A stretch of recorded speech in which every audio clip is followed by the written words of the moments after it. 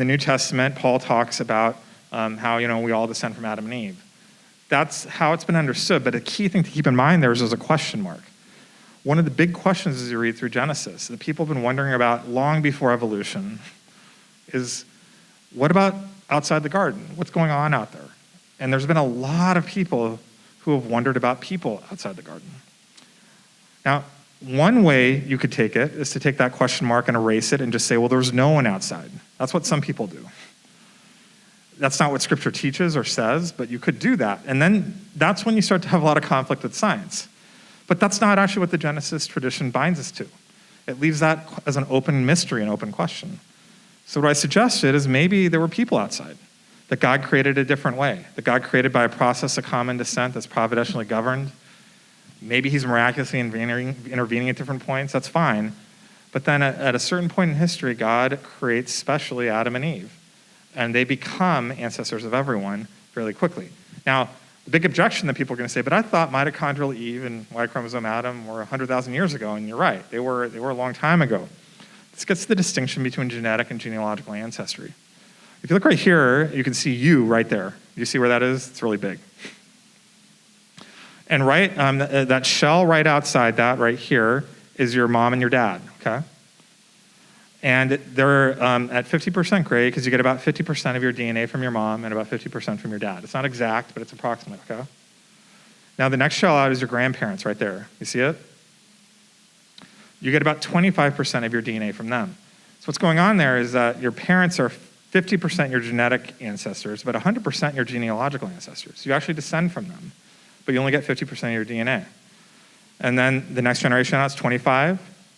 Then we can start doing math, right? 12.5%, it goes down by half, and so on and so forth, right? And then what are these dark green ancestors out here? Well, what's going on with those dark green ancestors is those are ancestors that are really, your genealogical ancestors, but they didn't give you any DNA. You got 0 DNA from them, exactly 0 DNA. Isn't that crazy? And just at 10 generations, it turns out about 60% of your ancestors at 10 generations, that's just about 300 years. They don't give you any DNA. It turns out, if you go back just a couple thousand years ago, talking about like 99.9% of your ancestors gave you no DNA. The ones that did give you DNA, it's not 100% gave you no DNA because you got DNA from somewhere, right?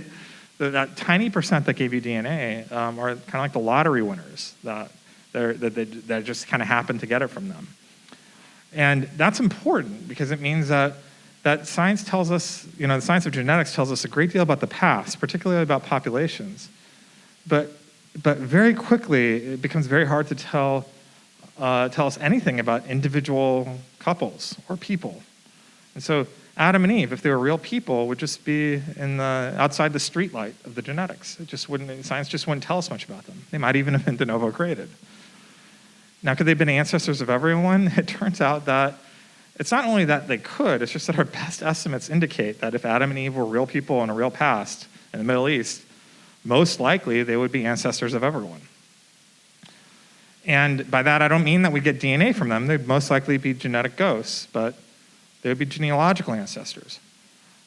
What should we think about that? Well, when people were writing the Bible, they didn't know about genetics. They didn't know about DNA. When it talks about Adam and Eve being our ancestors in historical theology, they're talking not about DNA. I mean, some people think that maybe Adam and Eve were a myth and it's not important they exist. I mean, I guess you could go that way. But at most, it's talking about genealogical ancestry. And so that's the big surprise, that if you kind of switch over to thinking about this in terms of universal genealogical ancestry, genetics really just no longer becomes a pressure. What could be going on instead is this really beautiful symmetry that about 2 different stories being told about the same physical reality. That God creates this population outside the garden by an evolutionary process, but then he also creates a covenantal humanity through Adam and Eve.